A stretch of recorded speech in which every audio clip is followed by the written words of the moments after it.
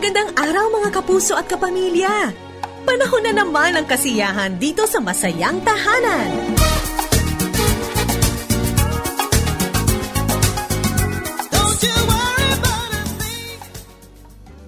Magandang araw po sa lahat ng ating mga ka-family dito sa Masayang Tahanan. Ako po si Maloy Malibiran sa Lumbides at bumabati din sa inyo ang amin pong fur baby na si Blue. Maligayang Pasko po. Yan ang batian ng maraming mga Pilipino, maligayang Pasko. But we all know 2020 has been a very difficult year for all of us. At mas lalong mahirap para po sa mga pamilyang nawalan ng mga mahal sa buhay. Ang ating pong episode na ito, ngayong araw na ito, ay inaalay natin para sa mga pamilyang nangungulila at nagdadalamhati dahil po sa pagpanaw ng kanilang mga kaanak ngayon pong taon. Christmas will be a difficult, yet it can still be a joyful celebration and a meaningful time for all of us. Atin pong tandaan, sa unang Pasko, ipinangako ng Panginoon sa pangalan pa lamang niya, Emmanuel, God is with us, na siya po ay mananahan kasama natin. And that is the truth that we celebrate every Christmas season.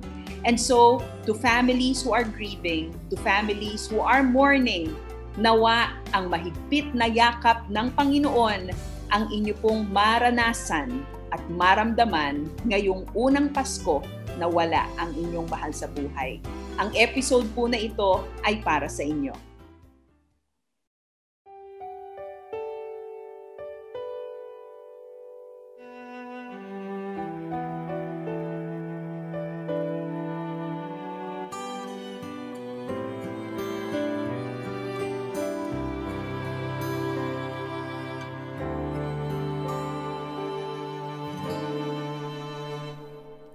Tahimik ang langit matapos umulan at para bang ang buhay ay walang kahulugan tuwin ay matamlay kapos sa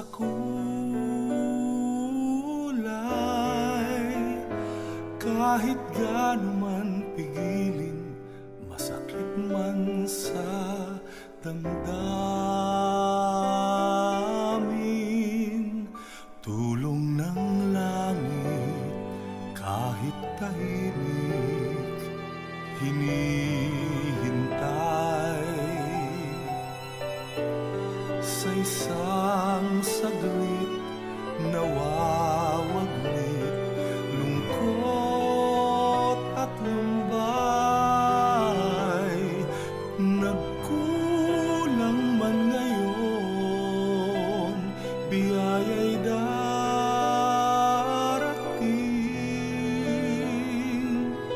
sa tamang panahon.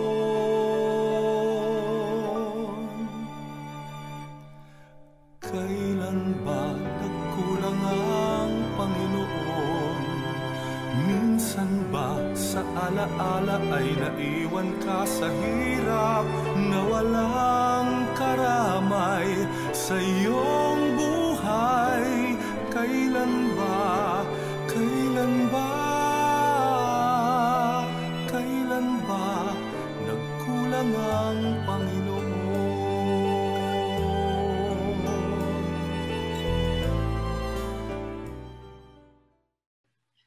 2018 was a very difficult year for our family. In January, my mother lost her appetite and she started to lose weight rapidly.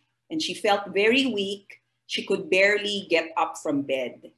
And after many tests, she was diagnosed with stage 4 lung cancer.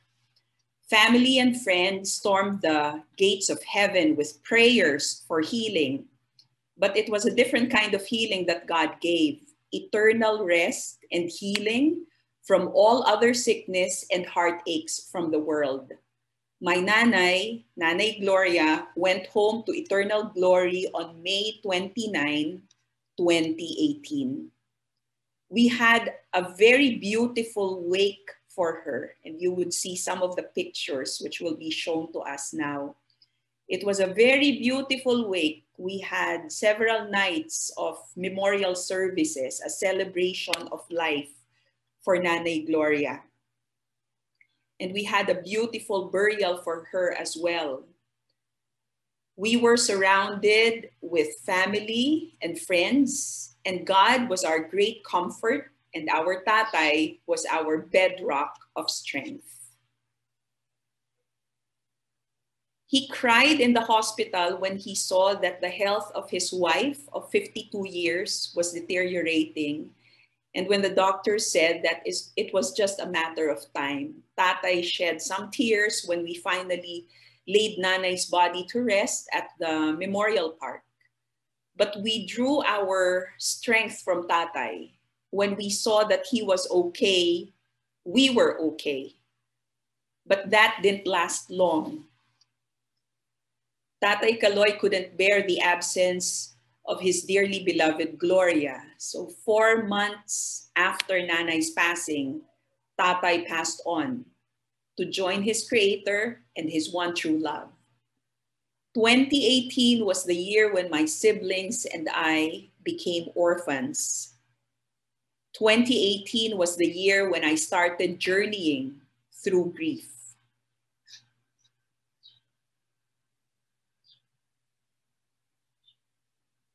Have you ever asked God your whys, your whens, and your hows? You have given me an idea, a little bit of an idea of what you are going through right now. And probably you have a lot of questions in your mind. Let me assure you that it's okay to cry out your questions to God. In Psalm 13, verses 1 and 2, King David was so transparent and vulnerable before God when he uttered this lament. How long, God, will you forget me forever? How long will you hide your face from me? How long must I wrestle with my thoughts and day after day have sorrow in my heart? How long will my enemy triumph over me? Siguro ganyan yung nararamdaman ng ilan sa inyo. Parang, hanggang kailan ko mararamdaman itong bigat na ito? Posible palang malungkot ng ganitong kalungkot, and how long will this last, Lord? David asked a string of questions before God, and yet God did not take it against him. Remember, David is still called the man after God's own heart. When both my parents died with just a 4-month interval, I struggled with the thought that so many people prayed for their healing, and yet the answer that we got were 2 successive funerals. I had questions. Didn't we pray enough? Was our faith not strong enough? Was it too much to ask from God to spare us from more grief? Were these questions answered clearly by God? The asking was met with silence.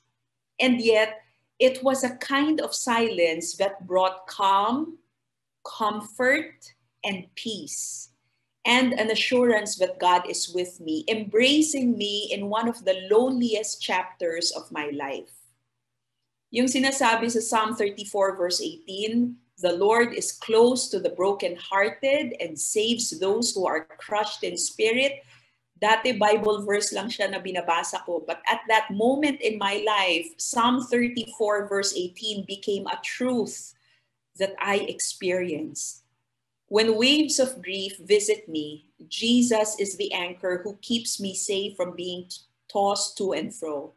I am reminded that God is father to the fatherless, a defender of widows, and he sets the lonely in families. He sets the lonely in families.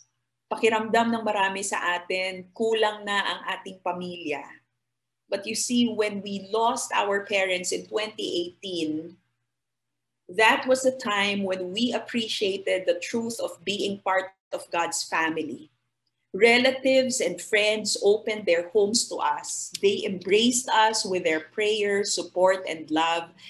There were people here and abroad who checked on us regularly. And a long-lost friend way back from grade school reconnected with me on Facebook and sent me a book about grieving. The outpouring of love was a constant reminder that God was with us. He was with me even when I was grieving. From May 2018 until early 2019, every Sunday in church, I would cry my heart out. Hindi lamang yung tumutulo ang luha. Minsan di pa, meron pang sound effects yung aking pag-iyak. I would cry my heart out during the praise and worship time in church. Regardless of the beat or tempo of the songs, kahit pa masaya yung kanta, upbeat o kaya mellow lamang yung kanta, fast or slow, I cried and shed buckets of tears. The songs reminded me of who God is. They comforted me. And as I worshiped God here, I imagined my parents worshiping God in heaven as well. We may be separated for now, but our faith connection will never, ever be cut. And that comforted my grieving heart. Many years ago, when I was 14, I surrendered my life to Jesus. I acknowledged that I am a sinner and realized that I needed someone to save me. So I decided to accept Jesus as my Lord and Savior. And then from then on, I became a child of God, a member of the family of God. And my parents, Tatay Kaloy and Nanay Gloria, they made that most important decision in their lives too. Death may have parted us temporarily, but eventually, since we are part of God's family, we will be reunited again in eternity. And that gives me hope. That comforts my heart. That makes me smile, even as the grief is still there. I realize that grief can be a big and heavy burden, but it can also be a beautiful, beautiful blessing, depending on how we welcome it. Grief still visits me every so often. I still cry kapag merong birthday, merong okasyon sa pamilya, because we are a family who loves to celebrate life. So kapag birthday, anniversary, Pasko, bagong taon, nakakaramdam pa rin ako ng kabigatan sa aking puso. I still miss my parents even after 2 years. I cry if I feel like it. Sometimes I sing, oftentimes I write. Grief is a beautiful blessing. It is an extraordinary gift. If received in faith, God can bring out many unexpected surprises out of our grief. Our gathering this morning, Unang Pasko, was born out of my personal grief journey. I realized that one of the most helpful ways to cope with grief is to be reminded that we are not alone. So, in 2018, I decided to organize a gathering for families in grief. There were 25 people who came.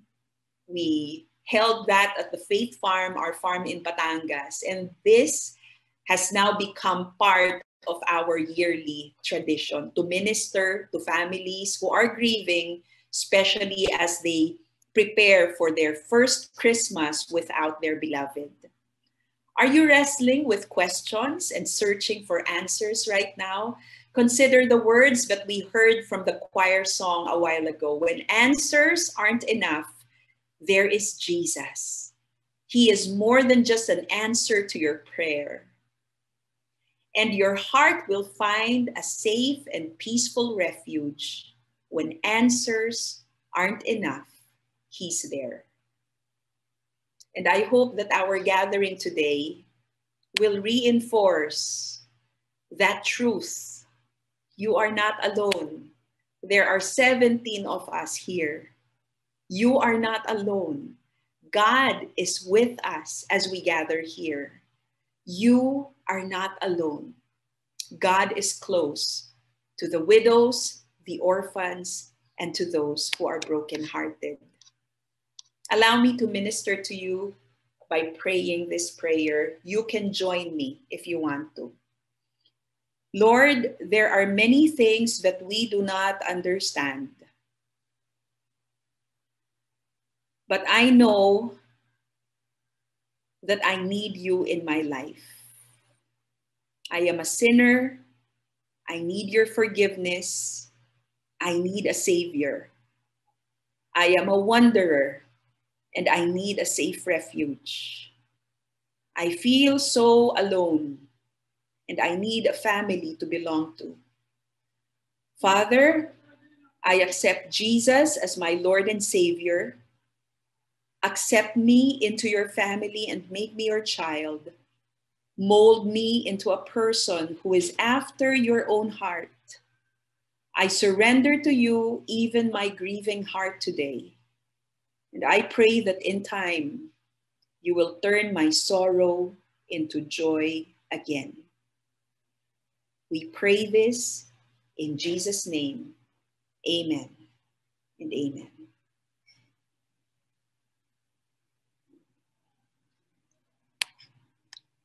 My journey of grieving continues. It has not ended, and I do not know if it will ever end. But the degree of the pain, the degree of the sadness somehow has diminished through time.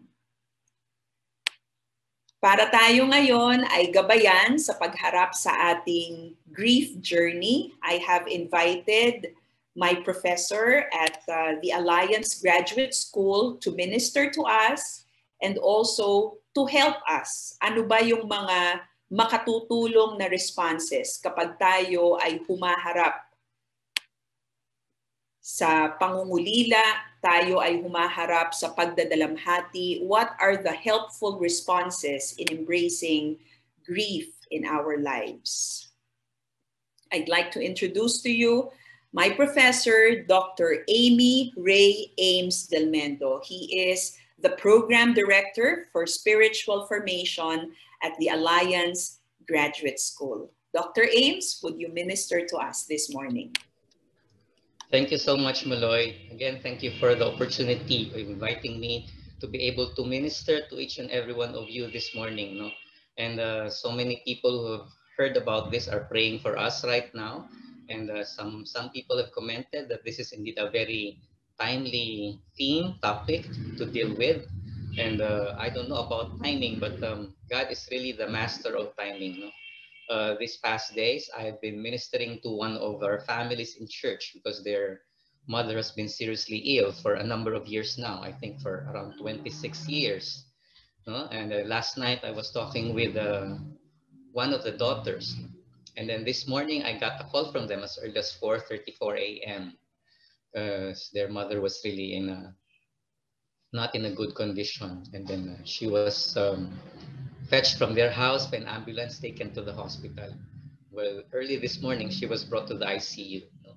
And right before we started our program, I just received a message from one of our daughters. Okay po kuya, pinapupunta na po kami sa ospital. Sabi po ng doktor niya, hindi nila alam until when pa kayanin ni mama. Okay. This is ongoing right now. So the family just went over to the hospital to check on the condition of their mother.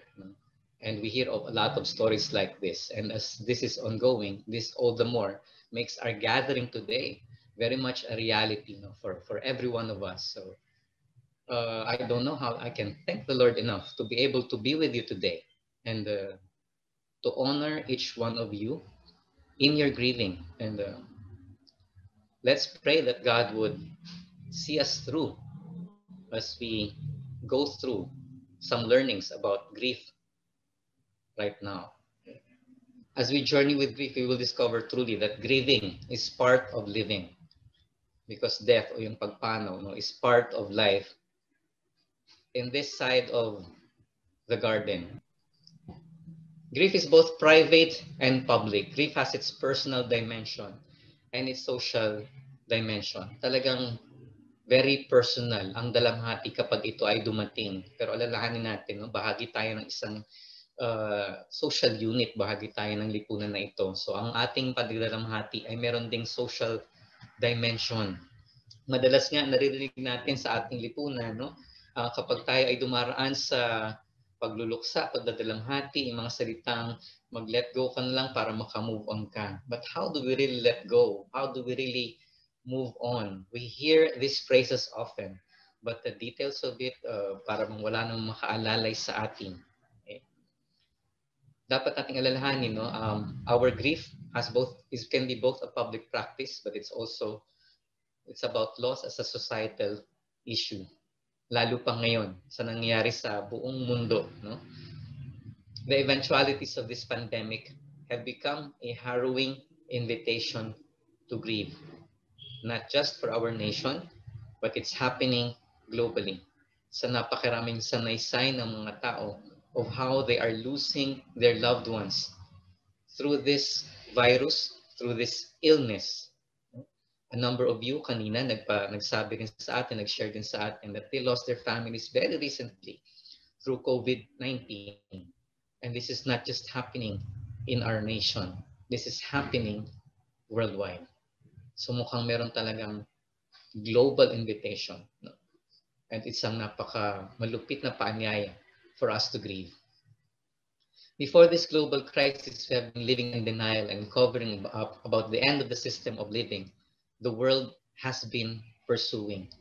Bago dumating ang pandemya na ito, naroon yung uri ng pamumuhay ng ating lipunan na tuloy-tuloy lang. Marami tayong kaabalahan, marami tayong mga ina-acquire, marami tayong pinapursue ng mga pangarap. Pero marami tayong mga bagay na isinasa isang tabi. And sometimes ang mga bagay na ito ay sila talagang essentials ng ating buhay.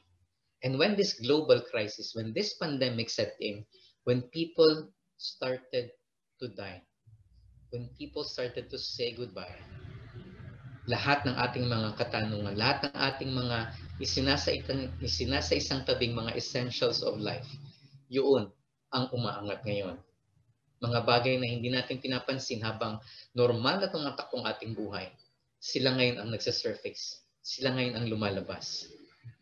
The occasion for grief today is really quite a public matter, and I would say even a global matter. Ang mga kaganapan ngayon talaga, hindi lamang pang publiko, hindi lamang pang Pilipinas, ito ay pang daigdigan. The death of loved ones in the context of the death of our former way of global life. Ito ang kaganapan ngayon kahit saang sulok ng mundo. Ang pagpanaw ng ating mga mahal sa buhay. At nasa likod nito, nasa background nito, ang pagpanaw ng ating dating uri ng pamumuhay, which up to now, people are trying to resurrect. Ganun talaga tayo. Kapag merong pumapasok na pagdadalamhati, when grief wants to come in, there is always the temptation to dismiss grief. Nandiyan yung temptasyon na isa-isang tabi, ibaliwala talaga ang pagdadalamhati na nais pumasok sa ating mga buhay. We often look at grieving as being cowardly, overtly sensitive, not tough enough. Mahirap talaga sa ating lipunan kapag ikaw ay nais mong magdalamhati. Parang pinapagalitan ka pa minsan, sinasabihan ka na kahinaan yan, sinasabihan ka na magpakatapang ka, magpakamatigas ka, tibayan mo ang loob mo. Minsan sinasabihan tayo, napakabalat sibuyas mo naman, kailangan tuloy ang buhay. Ito minsan yung mga kadalasan nating naririnig, kaya hindi tayo makapagdalamhati ng maayos, hindi tayo makapagdalamhati na tunay na nakakatulong sa atin. Ganon din sa ating sarili. We often choose to move ahead in a brazen show of audacity. Nagmamatigas tayo. Naroon yung false confidence. Sinasabi natin, kakayanin ko ito. Kailangan magpatuloy akong magtrabaho. Kailangan magpatuloy ang buhay. Even though grief is already telling us to significantly pause and look at our lives, nagmamatigas tayo. Sabi natin, kailangan kong magpatuloy. Pero ang baliwalain, ang pagdadalamhati ay isang hindi magandang pagpili. It requires covering over everything that is being exposed. When a person dies, maraming inilalantad sa atin ang buhay na ating pinagdaraanan. At kaya ito inilantad para bigyan natin ng pansin. At yung pagdadalamhati ang pamaraan para bigyan pansin ang mga bagay na ito. So when we dismiss our grief, we try to cover up everything that life is exposing to us. Though painful, we need to enter this season of grief. And I call it a season of grief. Dahil sabi natin kanina, hindi lamang pampamilya ang pagtawag, hindi lamang pambarangay, hindi lamang pangbayan. The call to this grief is global. Masakit man, kailangan tayong pumasok ng may kapayagan with willingness sa ating pagdadalamhati. Nobody else could hope except those who grieve. Hindi papasok ang pag-asa kapag hindi mo pinahintulutan ang sarili mo na magdalamhati. You would always be hurdled by false hopes. You would always be hindered by wrong expectations if you do not allow yourself to grieve.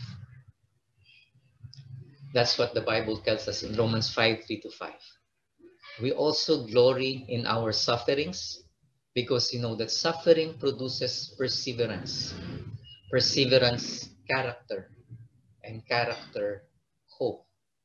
And hope does not put us to shame because God's love has been poured out into our hearts through the Holy Spirit who has been given to us.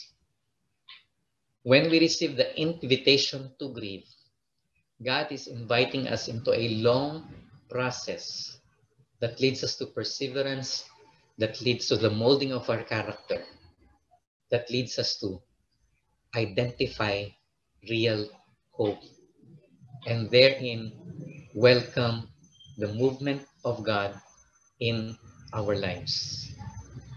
Without this willingness to enter into the process, though painful, we would not have that new vision, that new experience of God's love.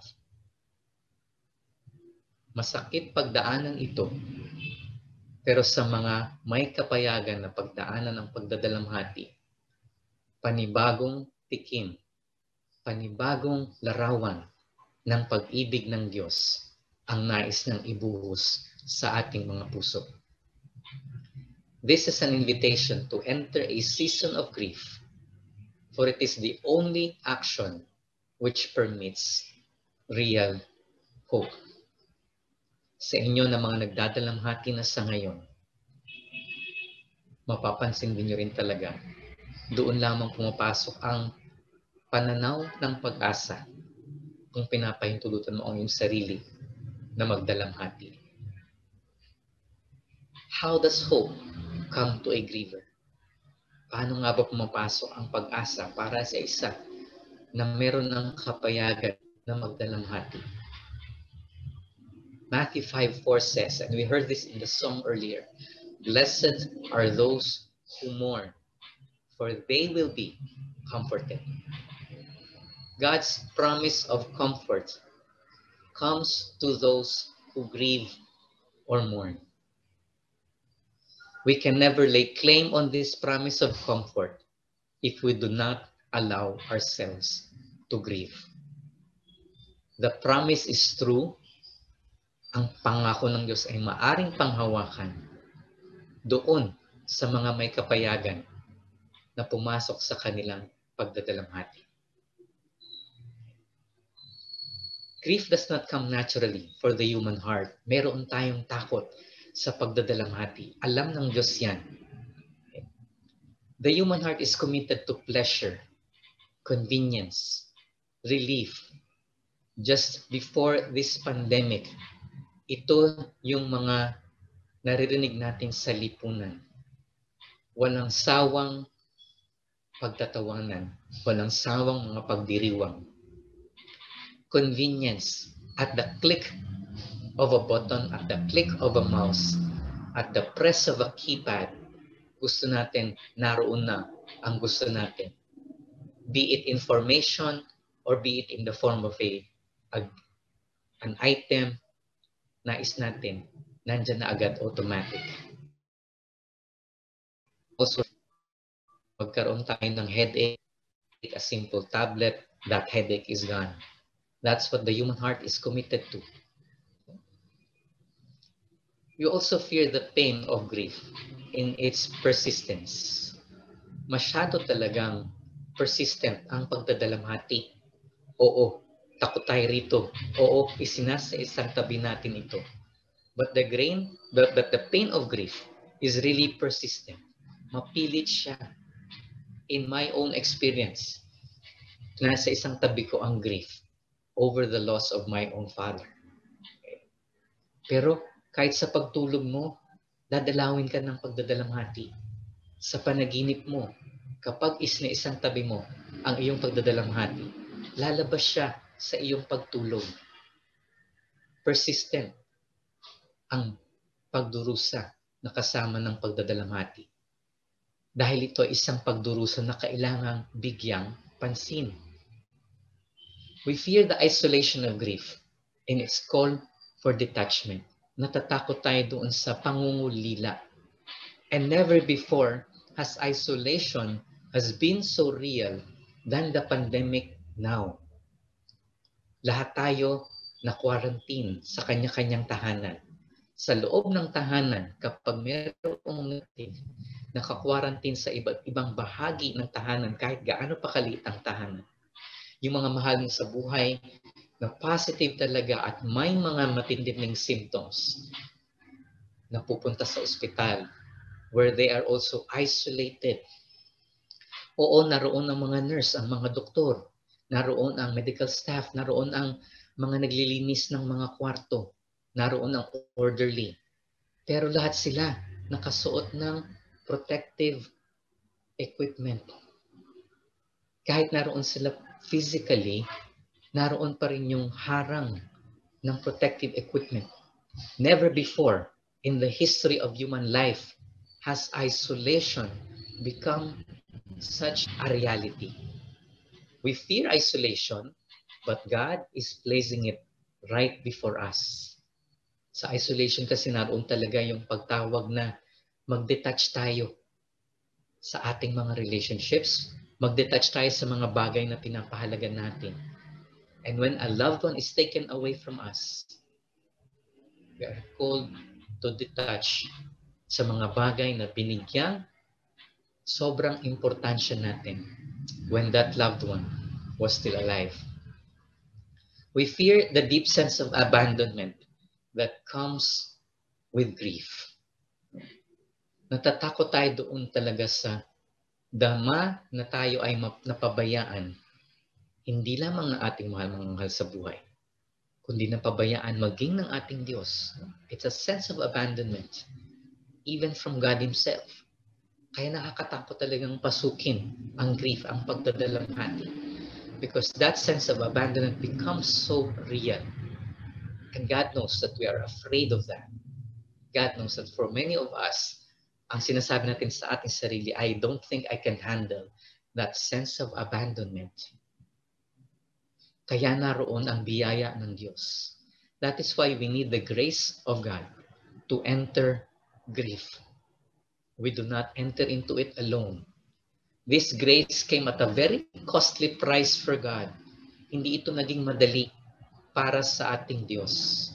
Napakahalaga ang ibinigay ng Diyos para maramdaman natin ang biyaya, para mapapasok natin ang biyaya sa ating mga buhay. At Calvary, Jesus embraced grief in its totality. Doon sa krus ng Kalbaryo, hinarap ni Jesucristo, niyakap niya ang kabuuan ng pagdadalamhati. Ano bang sabi sa atin sa Mark 15:33 to 34? At noon, darkness came over the whole land until 3 in the afternoon. And at 3 in the afternoon, Jesus cried out in a loud voice, Eloi, Eloi, lema sabachthani, which means, my God, why have you forsaken me? Only Jesus squarely faced that deep sense of abandonment that humanity has always feared. Yung ating kinatatakutan na alam nating hindi natin kaya, in His full humanity, incarnated in flesh, the second person of the Godhood, faced abandonment. We can enter grief because Jesus entered grief ahead of us. Nauna na ron si Jesucristo. Alam niya ang matinding abandonment. Alam niya ang matinding kapabayaan na tila kinalimutan ka mismo ng langit. Nakita niya ang madilim na kalangitan noong malapit na siyang pumanaw. Naramdaman niya sa ilang saglit ang pagtalikod ng Diyos Ama sa bitbit niyang kasalanan ng buong sanlibutan. At doon iniyak niya, Eloi, Eloi, lama sabachthani, my God, why have you forsaken me? Jesus entered grief on our stead. That's why we can enter grief with that grace that Jesus has prepared for us. To follow Jesus is to follow Him on the Via Dolorosa, the way of sorrow, because it is the only way that leads to the hope of glorification. The way of sorrow led to Calvary, but it did not stop there. The way of sorrow led to the tomb, but it did not stop there. The way of sorrow led to Jesus' resurrection, and we look forward that hope of glorification. Our grief now is a participation in the grief that Jesus faced on Calvary. We need not fear grief because Jesus has gone ahead and He will be by our side as we grieve. He is ahead of us. He is by our side. He is behind us. He is above us. He is beneath us. His grace, His presence permeates us when we enter grief. And when we're there, we discover that it's only grief that permits newness. Ang pagdadalamhati lamang ang paraan upang pumasok ang kabaguhan. Though grief is painful, mahapdi man ito, masakit man ito, alam niyo yan sa inyong mga pinagdaraanan. But it is the only route that allows newness to enter our life. It is only grief that can surface new inner strength to carry us through the pain. We had our measurements of strength before. We had our own gauges of strength before. May panukat tayo ng ating kalakasan dati. Alam natin yung sukat ng kalakasan ng ating loob. Pero ang hindi natin alam, with God's grace, there can be inner strength to carry us through the pain. Without grief, this new inner strength cannot surface. Hindi ito lilitaw kung hindi mo papahintulutan ang sarili mo na dumaan sa pagdadalamhati. Some of you have already discovered it. Some of you are discovering it now. And some of you, by God's grace, will discover this inner strength. It is only grief that can make us aware of God's preservation. Ang dami nating kinatatakutan. Ayaw nating magdalamhati, ayaw nating magluksa, ayaw nating umiyak. No?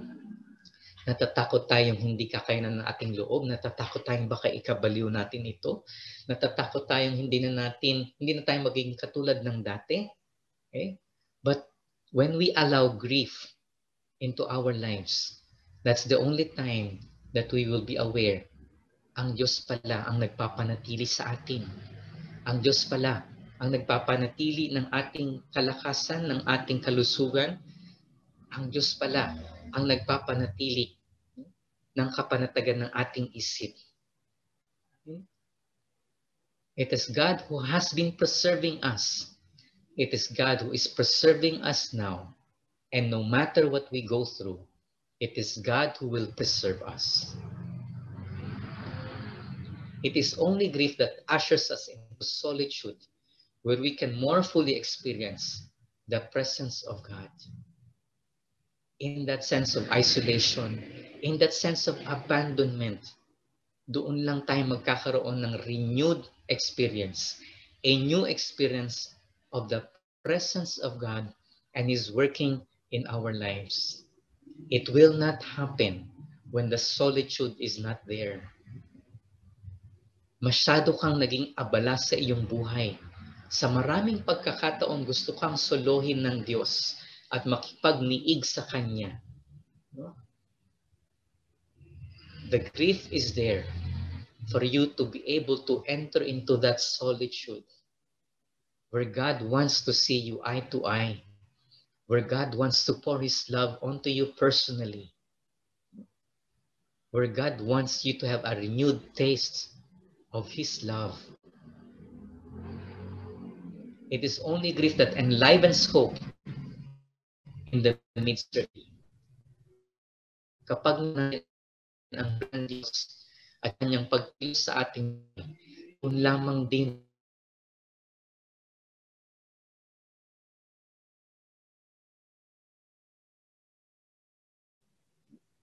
doon lamang papasok ang tunay na pagtawag ng Diyos sa ating pagpapatuloy na mabuhay sa mundo niya ito.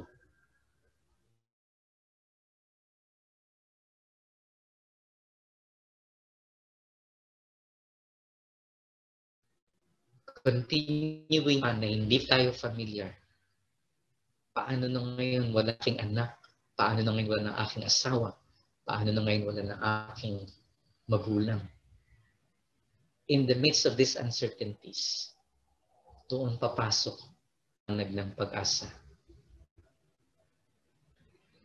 If we can paraphrase Matthew 5:4, blessed are those who mourn, live in this age, being present with God in the hurt and the pain, for they will be comforted in the age to come, when the healing that begins now will finally reach the newness of life eternal.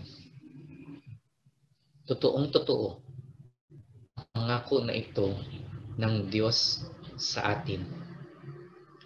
When we enter grieving, we enter solitude. We have a renewed taste of the presence of God, and that's the time that healing begins. Last thing, we come face to face with Jesus in the age. We can enter the blessed state of grief because the presence of God is with us. Emmanuel, the name of God introduced in the first Christmas. Ito ang iyong unang Pasko na walang iyong mahal sa buhay. Pero noong unang Pasko, nagpakilala ang Diyos sa kanyang bagong pangalan. Emmanuel, God is with us. Ako si Emmanuel, kapiling mo ako, kasama mo ako. Hindi lamang sa Pasko na ito, kahit sa lahat ng ibang pagkakataon sa iyong buhay.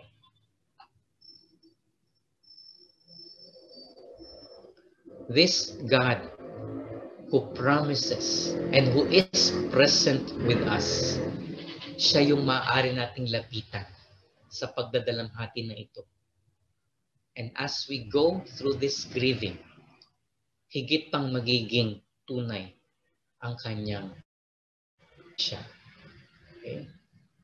Maloy, if I could now continue with the short ritual on grief. Okay. Tayo po ngayon ay magkakaroon ng isang maikling seremonya, okay, na sana ay makatulong sa ating hati. Okay. Some of you, andoon na kayo sa loob ng pagdadala. For a number of you, naroon pa yung walang kapayagan. For some of you, it's been many years at different stage in this season of grief. Okay. Tulong pa rin ng dalangin ng Panginoong Jesucristo doon sa krus ng Kalbaryo. Okay. We would like to go through this short ritual or short ceremony on entering the blessed state of grief. This will not fully resolve your grieving, but it is my hope, it is my prayer that this will help you start or continue on your season of grief. Sa bawat isa po sa inyo, nais kong sabihin, you are here habang nakaharap ka sa monitor ng iyong gadget. You are nowhere else. You are here now. I would like to ask you to give yourself a gentle tap on the chest and tell yourself, I am here now. You are nowhere else. You are here now. And most importantly, God is here now. Let us place ourselves in God's most holy presence. In the name of the Father, the source of all comfort. In the name of the Son, the greatest expression of comfort. In the name of the Holy Spirit, who pours this comfort in the hearts of all who grieve.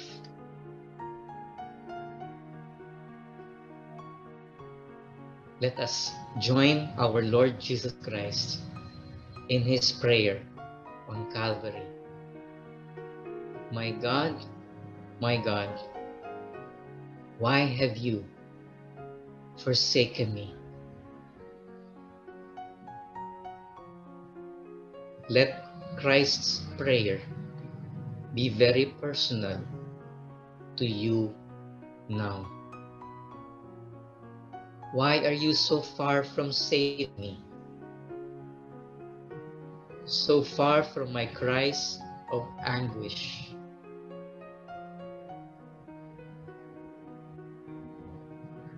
Sa pagpasok ng dalamhati, there is that sense of abandonment, parang ang layo ng langit, parang ang layo ng Diyos. Hinarap iyon ni Jesucristo sa krus ng Kalbaryo. And He is with us now. He is with you. As you face those cries of anguish, I invite you now to express before God the deep sense of abandonment you feel in this time of loss. Inaanyayahan kita ngayon, ipahayag sa harap ng Diyos because He is here now. Ang nararamdaman mong tila baga ikaw ay nakalimutan, napabayaan, nangulila sa iyong matinding kawalan. Just pray to God at this time. You may pray aloud or in the silence of your heart, in the language of your choice. Maaari kang manalangin na nagsasalita o tahimik sa iyong puso sa wika na nais mo.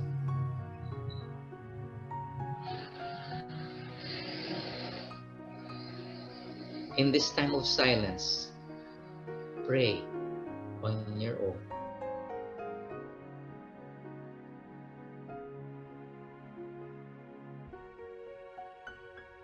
Continuing on with the prayer.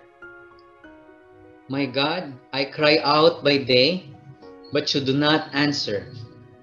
By night, but I find no rest. Again, let's take these words from the Psalm personally sa ating mga panalangin. I invite you now to name your losses before God. Sa pagkawala ng iyong mahal sa buhay, ano-ano ang mga bagay na nawaglit sa iyo, na nawala din sa iyo. Inaanyayahan kita ngayon na kilalanin, iharap sa Diyos, pangalanan sa harap ng Diyos ang mga bagay na nawala sa iyo o na nawaglit sa iyo.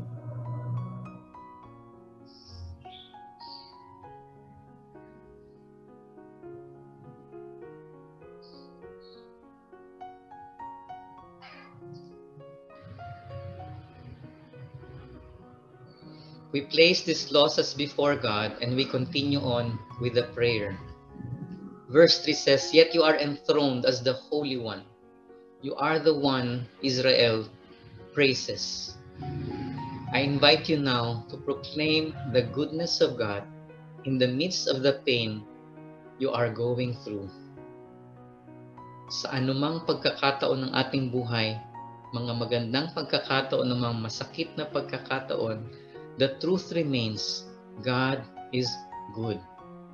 Inaanyahan kita ngayon sa iyong panalangin, ipahayag mo ang kabutihan ng Diyos sa gitna ng hapdi ng pagdadalamhati na iyong pinagdaraanan.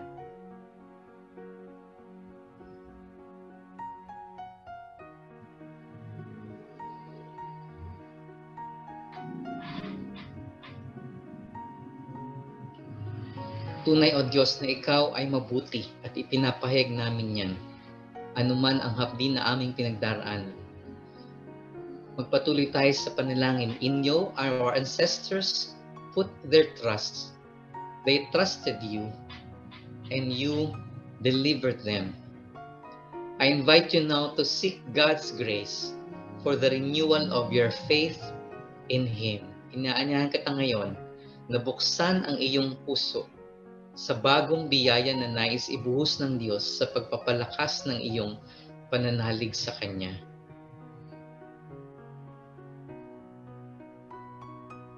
Just say a prayer to God, opening your heart, your mind, your inner being to the pouring of His grace. Magpahayag ka ng isang dalangin, nagbubukas sa iyong puso, isip, sa iyong buong kalooban sa pagbuhos ng Diyos ng Kanyang biyaya na kailangan mo sa iyong pagdadalamhati.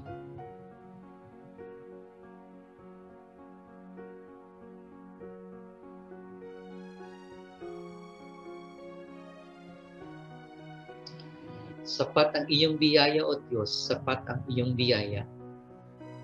Sa huling talata, to you they cried out and were saved. In you they trusted and were not put to shame. I invite you now to receive the hope from God to continue your life towards newness.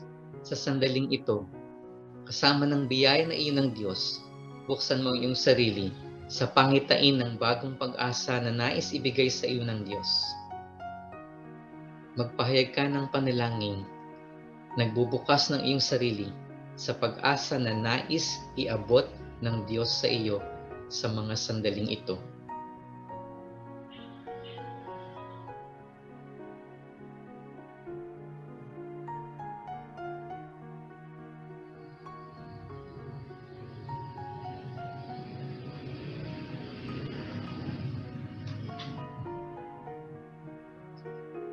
Ngayon po, sama-sama po nating basahin ang closing prayer na ito.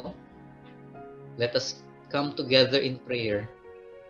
Lord, in grief, I share with you my tears and emptiness. Reach out to me through the darkness. Bring peace to my battered spirits and comfort to my aching heart, leading me from despair to praise in Jesus' power. Amen.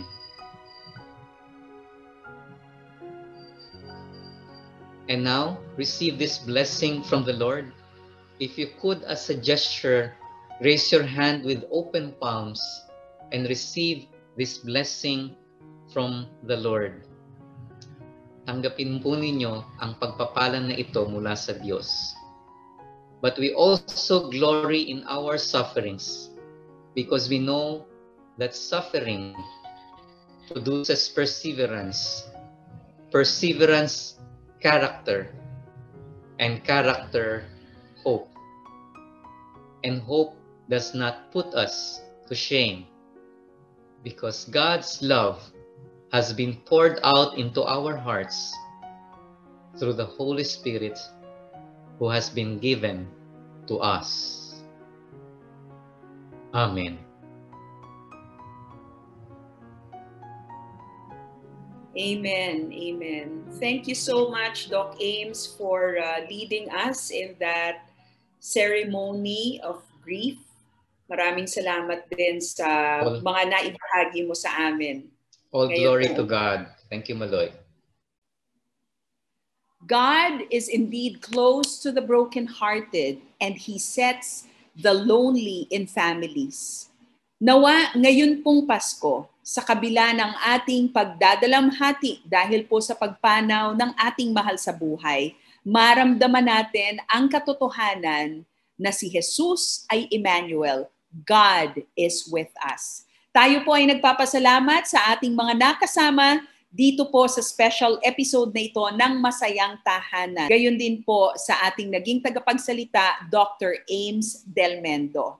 Sa ngalan nga po ni Attorney Hanhan, ako ang inyong kumare forever. Maloy Malibiran sa Lumbides, nagsasabing posible na tayo ay magkaroon ng joyful Christmas dahil ang Diyos ay kasama natin. Maligayang Pasko po sa lahat ng pamilyang Pilipino.